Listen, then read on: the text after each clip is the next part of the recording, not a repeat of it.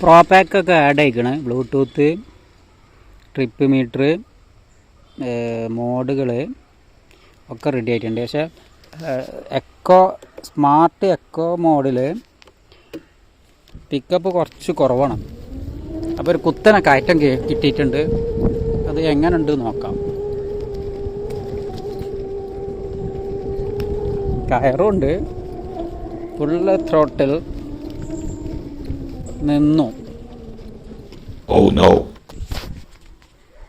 Hill ഹോൾഡിലാണ്.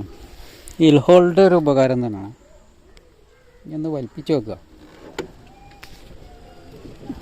ശോകം കയറുണ്ട്. നിന്ന് ചത്ത്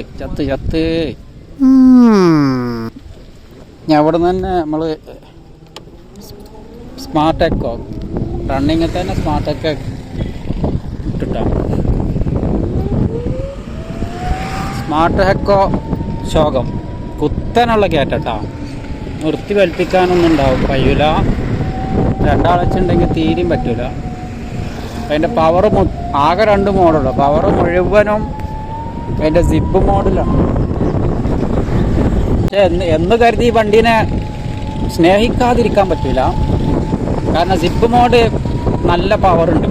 2-3 ആളച്ചൊക്കെ ഒരുവിധം കയറ്റൊക്കെ കയറാൻ ചാൻസ് ഉണ്ട്. വലിയ കയറ്റമൊന്നും 3 ആളച്ച് കയറ്റിയിട്ടില്ല, 2 ആളച്ച് കയറുന്നുണ്ട്. പിന്നെ ഫുള്ള് സിപ്പ് മോഡിലാണ് ഓടിയത്. കുന്നും മലയായിട്ടും ഇന്ന് 75% നെറ്റാണ് ഞാൻ സ്റ്റാർട്ട് ചെയ്തിരുന്നത്. ഇപ്പോൾ 37%. ബാറ്ററി 43 കിലോമീറ്റർ ആയിട്ടുണ്ട്. ഇന്ന് 2 ആളച്ചൊക്കെ പോയിരുന്നു. നമ്മളെ ബോസിനെ എടുത്തിരുന്നു. ഞങ്ങൾ 4 കിലോമീറ്റർ കുന്നും മല കയറിയിട്ടും.